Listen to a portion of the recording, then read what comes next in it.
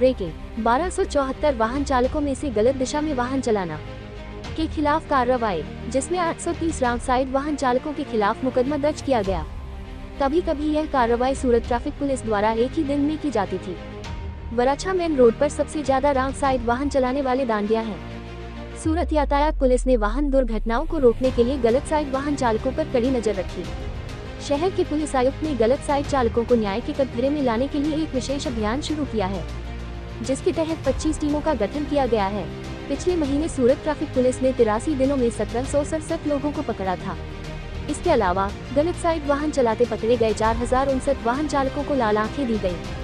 पकड़े गए सभी चालकों का ड्राइविंग लाइसेंस निलंबित करने के लिए आरटीओ को रिपोर्ट दी गई। बता दें कि नए ट्रैफिक सिग्नल नियमों को सख्ती से लागू कर दिया गया है, इसलिए कुछ वाहन चालक सिग्नल पर नहीं रुकते, गिरता है ताकि वह गलत दिशा से बाहर निकल जाए। पुलिस यातायात संकेतों का सख्ती से पालन कराने पर जोर दे रही है। उधर पुलिस वाहन चालक जाम से बचने के लिए बीच का रास्ता अपना रहे हैं, जिसके चलते पुलिस कमिश्नर ने गलत साइड वाहन चलाने वाले वाहन चालकों के खिलाफ सख्त कार्रवाई शुरू कर दी है। ताज़ा खबर देखने के लिए देखते रहिए स्टार न्यूज नेटवर्क। जय हिंद।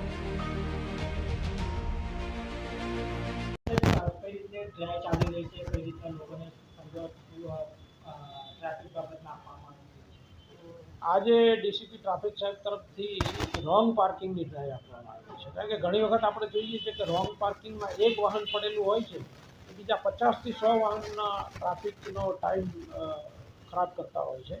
तो आजे अमे अलग अलग टीमों बनावी अने लॉकिंगनो खास उपयोग करवाना छीए। तो अमारी लॉकिंग अने क्रेनो साथे राखी अने रो पार्किंगना केसो करवाना छीए। त्यार पछी अमे स्पीड गननो उपयोग करी अने ओवर स्पीडमां जे वाहनो जता होय छे एना उपर कार्यवाही करवाना छीए। त्यार पछी अमुक डीसीपी ट्राफिक साहेबे एक विस्तार नक्की करेला छे, 2-3 विस्तार जे नवसारी बजार छे, मान दरवाजा छे, आ टाइपना। तो त्यां अमारी संयुक्त टीमों काम करी अने जे अमुक घणा लांबा टाइमथी जे वाहनो पड्या रहे छे अने जेना कारणे रस्ता घणा बधा सांकड़ा थई गया छे, तो आवा रस्ताओ उपर ह्यूज एनफोर्समेंट करी अने रस्ताओ खुल्ला करवानुं आयोजन करवामां आव्युं छे।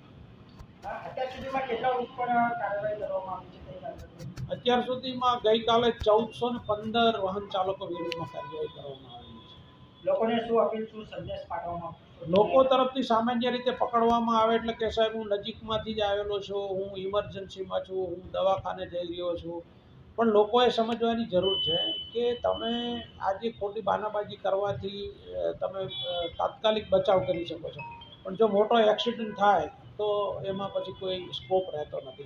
તો આવી ખોટા બાનાબાજીથી બચવું અને દંડથી પણ બચવું, નિયમનું પાલન કરવું જોઈએ, એ એકમાત્ર વિકલ્પ છે સ્મૂથ ટ્રાફિક ચલાવવાનો। જે રોંગ સાઈડમાં આવતા હોય એ કેટલું ઘાતકી હોય છે અને લોકો માટે કઈ રીતની સમજણ પૂરી પાડવામાં આવે? એવું કહેવાય છે કે રોંગ સાઈડમાં જતી વ્યક્તિ પોતાને અથવા તો નિર્દોષ વ્યક્તિને કોઈ ચાન્સ જ આપતી નથી બચવા માટે, એવું કહી શકે।